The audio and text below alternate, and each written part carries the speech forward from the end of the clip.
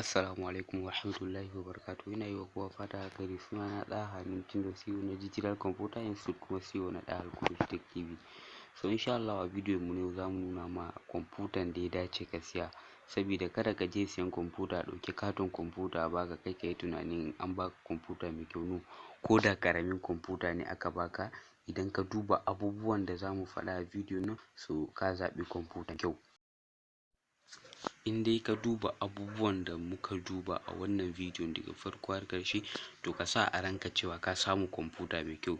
So da dama wasu sun je siyan kwamfuta za ku ga an ɗauki kwamfuta kato an basu, ana ce musu kwamfuta mai kyau ne. No, ba haka ba ne. Idan kana son ka samu kwamfuta mai kyau, abun da za ka fara yi shine idan ka je siyan kwamfutan, ka kunna kwamfutan, so sai ka je wurin da aka rubuta my kwamfuta kamar yadda kuke gani a screen. So idan ya kasance kwamfutan kuma babu my kwamfuta, saboda yawanci Windows 10 ne ake sa my kwamfuta, so ka duba keyboard naka za ka ga inda aka rubuta Windows E kamar yadda kake gani gashi nan na sa alaman danja a screen kamar yadda kuke gani. So in kun ga mun sa plus nan, just kawai in kun danna Windows ku danna E. Abunda plus ɗin yake nufi, plus ɗin kaman za ka yi adding da E ne. So bayan ka danna Windows E zai kawo ka waje kamar nan gurin, kamar yadda kuke gani a nan gurin ga hard disk na a nan gurin. So yana da kyau a ce ka samu hard disk babba, wadda hard disk naka yana da kyau a ce ka samu wanda ya kai 250 ko sama da haka.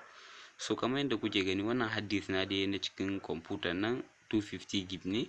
So kuma ya kamata a ce kun samu 250 gig ko sama da haka, saboda hard disk shine memorin kwamfuta gaba ɗaya.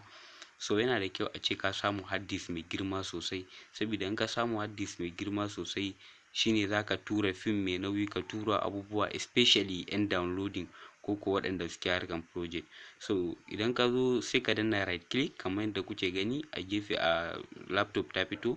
Bayan ka danna right click sai ka danna properties kamar yadda kuke gani gashi nan ina nuna muku a screen. Bayan ka danna properties zai kawo ka waje kamar nan. Ba zan yi zooming na abun ɗin yadda kowa zai kalle shi da kyau. So bari yi zooming nashi kamar yadda kuke gani gashi nan a nan wajen processor ɗin nan. Akalla processor da ake so ka samu shine ya zama na processor ka kai 2.80 GHz. Duk da ni kun ga nawa 2.30 GHz ne. GHz shine gigahertz. So yana da kyau a ce naku kun kai 3 something ma. So amma 2.30 GHz shi ma is better, amma yana da kyau a ce an samu ya fi haka, saboda yana da kyau processor ka yayi girma sosai. Amma wani kwamfutan za ku je ku samu, ko da a ce kwamfuta karami kuka samu, ku dai kawai ku duba processor da girman hard disk da RAM, su ne za su taimake ku sosai. Kun ga dai kamar yadda kuke gani a screen nawa kenan 2.30. So shi kuma RAM na, in za ku duba RAM na a kasa, za ku ga cewa RAM na 2 gig RAM ne, install memory RAM. So kamar yadda kuke gani 2 gig RAM ne.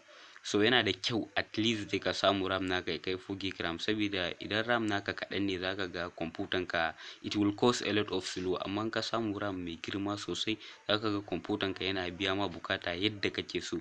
So kun ga dai ni ne nawa 2 gig RAM ne. So yana da kyau a ce kun samu kwamfutan da tafi 2 gig RAM. Sannan a kasa in za ku lura ga wani wajen da aka rubuta 32-bit operating system.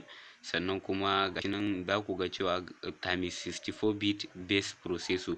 So hakan ya kasance 32-bit operating system. Wannan laptop, wannan kwamfutan da nake amfani da shi tana ɗaukan 62-bit operating system, sannan kuma tana ɗaukan software wanda yake da 64-bit operating system.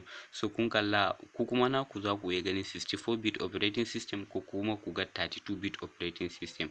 So amma yana da kyau a ce kun samu laptop wanda za ku ga an rubuta 32-bit operating system, sannan a gefen shi an ɗan sa times an sa 64-bit operating system, yanda ko da software 32-bit operating system ne ko in software ma 64-bit operating system ne, so kun ga zai ɗauka gaba ɗaya. So idan ka duba waɗannan abubuwan, abu na gaba da za ka duba shine batir da speaker.